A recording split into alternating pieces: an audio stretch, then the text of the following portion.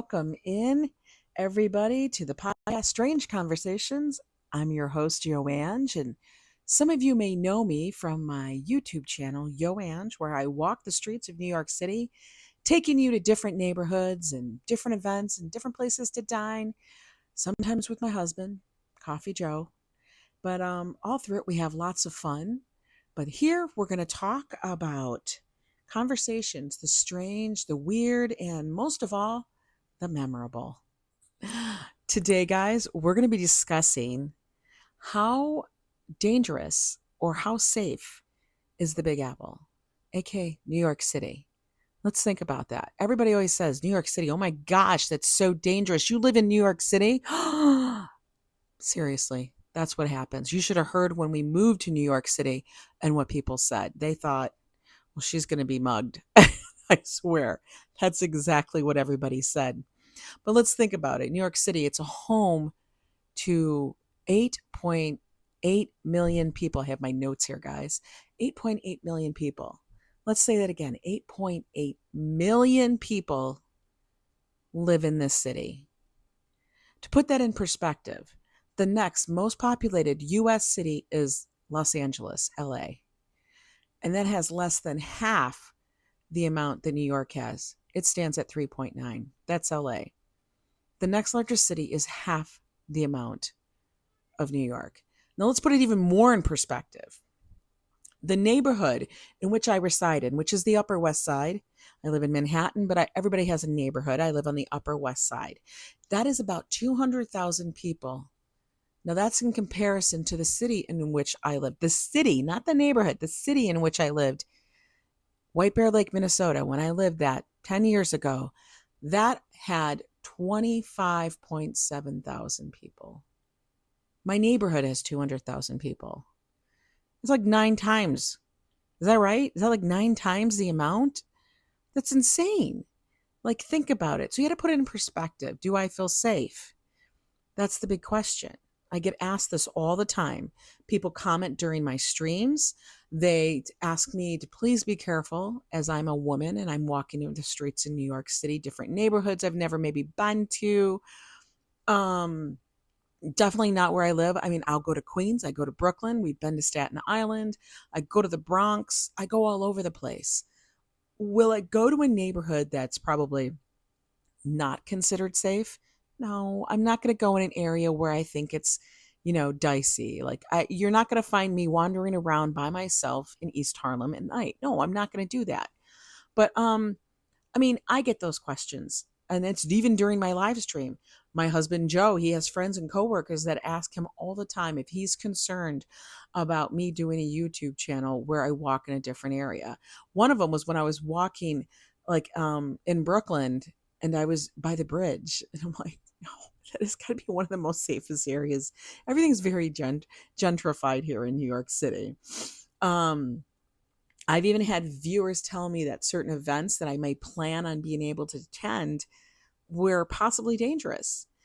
And I got to say, if you listen to the news, there is always a story of someone somewhere that something awful has happened. It's a big city. Remember, it's 8.8 million people living in this city. Just the city. Okay. And news agencies are always seeking major headlines. It's just the nature of their beast. Sensationalism sells, and the news, the media, for them, it's all about eyeballs. They want the viewer. That's what it is. They want everybody totally tuned in, and they're going to throw the biggest, possibly splashiest tagline on something. So, yeah, they're going to talk about somebody that was, I don't know, they were pushed onto the tracks, or this person was mugged, or that happened here, and this person was knocked out. Yes, it happens. Do I feel safe? Yeah, I actually do. I don't feel unsafe. I feel that people who live in closer quarters, such as in New York, in the nature of them, they're going to be kinder towards one another because we have to put up with each other. We're in super close quarters, guys. We've talked about this before in this podcast. Now, people will say we may not always come off as nice, but we are certainly kind. Like I've talked to you guys before about instances where I have fallen literally in the middle of the street, Broadway, um, totally banged myself up. And I had like multiple people run in to come help, from a homeless person to the guy at the bodega to somebody else walking by. Everybody. That's what they do. And we've also been on the opposite side of that, where we have seen somebody in need and we have been the helper. Joe's done it numerous times. I've done it. You guys may have even witnessed it while I was live streaming. People ask for directions. Somebody's lost. They're in need. So we'll be very direct and we'll take charge and we'll say, this is how you do it. It's just how we are, because we all want to keep moving.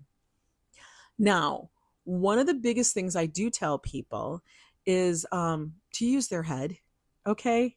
Use common sense. I know people may not think that common sense is common anymore, but it is. You have to listen to your inner self. It's like it's talking to you. And usually when your inner self and your consciousness is talking to you, there's a reason. Remember, everything is not always what it may appear, but intuition does tell you things. Like examples of me listening to my intuition.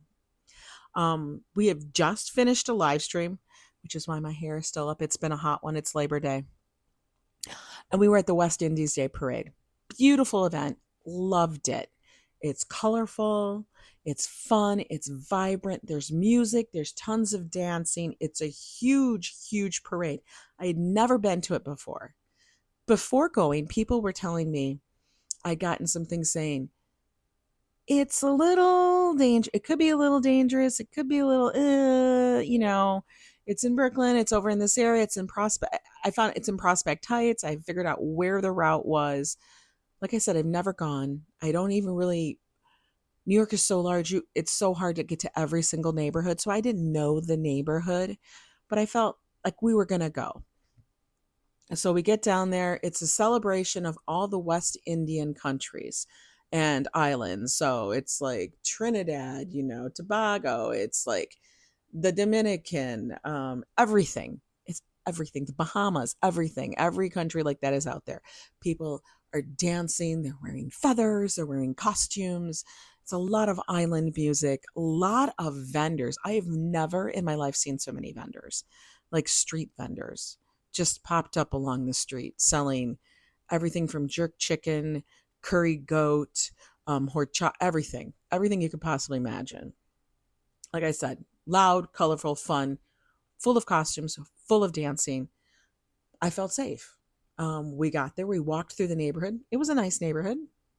They had nice brownstones. Everything was fine. Didn't feel anything. We did drive the car because the subway was taking forever. There was presence of authorities throughout. Police, the fire department, all of that was out there. People that were running the parade were out there. And they checked our passes to make sure that we were the people that were allowed to be along the route as, representatives of the press. So they did. You guys saw that on our live stream. Now, we walked miles down the route. It was hot. And after about 2 hours of being out there, and once we got to a point, I noticed a huge amount of people, and this was further down the route, had started jumping the barricade. This was after all the dignitaries had gone by, but people had started jumping the barricade and the police weren't really stopping them. So I took it in, saw that the crowd was starting to swell. It was becoming very, very packed, and it's a very large street. At that point, I thought to myself, we had enjoyed a really good portion of the parade. We had seen a lot. We had been out there for just over 2 hours. And I honestly thought to myself, okay, let's start making an exit plan. This is what I do. I am constantly looking to see what's happening around me. Guys do this. So instead of continuing through the masses to see where this was going to lead, I felt, even just, due to safety, because people were coming over the parade barricades, it's time to go. So I removed myself and Joe from the situation. We just used our common sense and our intuition. If it tells me that, then let's go. It's not a big deal. Did I enjoy the parade? Absolutely. Absolutely enjoyed the parade. Saw a lot. It was something I had not experienced before, and I was very glad to be able to be a part of it and also to bring it to you.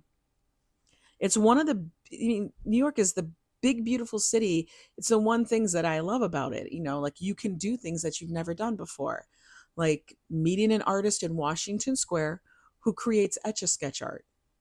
He literally spends 90 hours creating art on an etch a sketch. Don't even ask me how that happens. Like having a meaningful exchange with the owner of a group of bars in the neighborhood. I feel safe walking the streets and going to all the different bars in the neighborhood. Uh, Finding a new mural downtown while walking through the street vendors. All of that wouldn't happen if I didn't feel safe. Here are some things that I have overheard and seen in New York City, and all of them have to somewhat do with the safety. And it's funny, and like I said, sometimes things aren't what they seem. So let's get down to it. Once, while I was walking in the street, I was listening to a guy in front of me. Okay, he was holding an entire gossip session about a friend. He was on the phone to a friend and he was talking about a friend who was having an affair with another friend, and neither of the spouses knew. He's literally doing this while he's walking across the street, Broadway, and it's heavy traffic. And he's weaving in and out of the traffic, he's not even stopping. Now, that's the thing, guys. I hear this conversation. Yeah, it's super interesting. But dude, you're on your phone and you got taxis and bikes and buses all coming at you. Don't be on your phone while you're walking across the street, people. The amount of times I've overheard the conversations being carried on while someone is doing that, it's innumerable. It's like crazy. I don't even understand why. Don't do that. Don't do that. Get across the street, then walk. But just hold on. Hold on a minute. Let me cross the street. That's what you got to tell them. This happened on a train. He saw him. This guy was talking about this, and he said he saw a man sitting in Starbucks, no phone, no iPad, no laptop. He was just sitting there drinking coffee like a psychopath. He wasn't doing anything, just sitting there watching people. Are you sure his name wasn't Joe Coffee? I think it was. This is something that someone overheard at a grocery store. I can see this happening because we live in New York, and a lot of things are filmed here in the city. Okay. This person said, they're at the grocery store and they said, "Sir, you realize your head is bleeding, right?" And the man's like, "Yeah, man, for sure. I just got off the set of Law and Order SVU. It's makeup. I didn't have time to wash it off, but thanks for looking out for me." Could you imagine? Could you imagine you are standing in line to check out to buy your Sunny D, and the guy next to you's got like blood coming down his face? But it's fake. It doesn't always appear what it is, guys. It's not always what it seems. Here's another one. Now, this one I have actually heard. Um, there are so many people that like to do things like ride the city bike. They love riding the city bike, everyone. But I loves the city bike. I don't like the city bike. I'm not taking myself on a bike. No, not in the city. But a cop was overheard and he was saying to the guy on the city bike, "Stop taking selfies." People do this all the time. I have seen them on their city bikes. The wind is blowing in their hair, and she's got the phone posed just so that she could get the perfect shot of New York City flying by, or video. Stop doing that, please. Because somebody's going to take you out and it's going to be a mess. Okay. Oh, it's going to be a mess.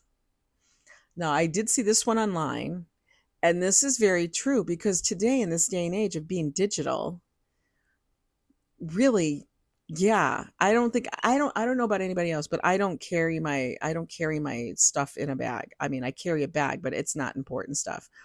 But someone was yelling and said, "Someone stole my bag. Someone stole my bag." Well, the person with her said, "Well, you have your phone in your hand and you have no money. So what are you worried about? Chapstick?"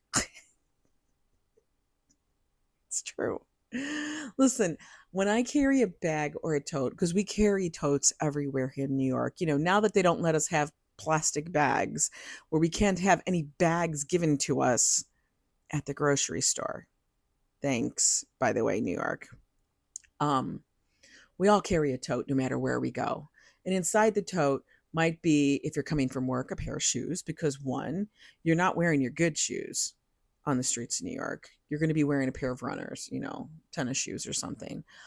Flats, flip flops, pick your shoe. Also, anything else in there is probably going to be a water bottle, a book, pen, paper, I don't know, something along those lines, but you're not carrying anything that's that important. All of that stuff is on your phone. And for most people, they don't even carry a wallet, they just carry their phone. And the phone is probably in their hand or in their front pocket. That's about it. Nobody's carrying it. We don't want to carry anything extra. We're not carrying anything that valuable. Like when I lived in the middle of nowhere, I did carry a bag. I carried a nice bag, a handbag, and might have been expensive and bougie and all that. I had everything in it. No, no, that's not necessary. It's heavy. We walk blocks. We walk miles. We're not carrying it. If it can't fit in my front pocket, and there better be damn pockets in my jeans, guys. Women, and you know what I'm talking about. Manufacturers be making, that's a whole nother story, but manufacturers be making denim for women, and they get this pocket that's the size of 2 inches. While the men have pockets that are like, almost a foot deep. They could put a whole damn bookshelf in there. We can't even stick a chapstick in. Don't even get me started. All right. This one did have me laughing. Although I don't necessarily adhere to this belief, but it's kind of true. And when I say, this has to do with safety, it's like safety of your soul and stuff. But this person was overheard saying, in New York, everything gets ruined. Your life, your soul, your shoes. The shoe part's real. I'm just going to tell you, the shoe part's real. Now, the life in your soul, life has changed. Soul is different. I don't think they're ruined, but the shoe part, yeah, those things are done. The city is not safe for shoes. I'm just going to tell you. So whatever shoes you bring in, I hope they're not like, $5,000 and you think you're going to walk down the street. Because I'm going to tell you right now, they're going to get stuck in a grate. They're going to get torn up. You're going to weep. Don't do it. Don't do it. You wear comfortable shoes, and you better bring multiple pairs because they're going to die. They're going to die here in New York City. The city is not safe for shoes. Just so you know that. Remember that one. I told you. Now, here's my tip.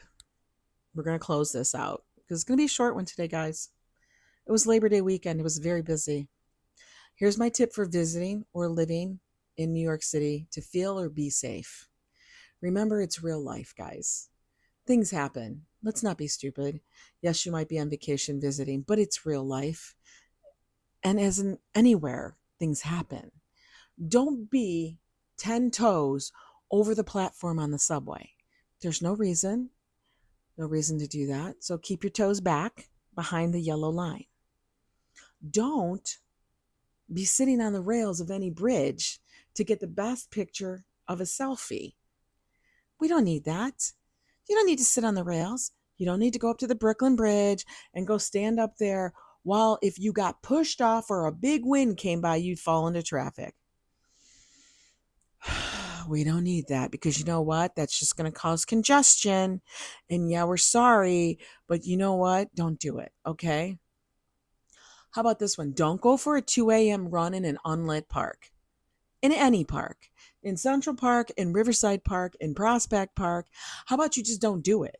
Do you do that where you live? Do you actually get up and do any of this where you live? No, you don't. You don't go sit on the railing of a bridge to go take a selfie. No, you only do that here, okay?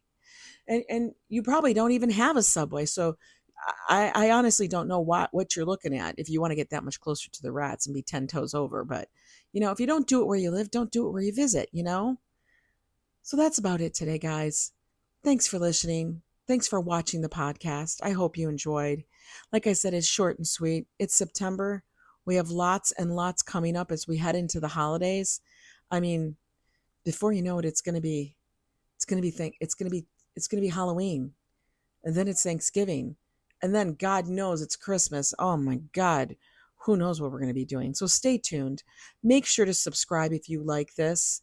Give it a thumbs up. And if you guys really, really like it and super duper love it, hey, you can always drop me a super thanks. That's something new that YouTube started. You know, drop a super thanks.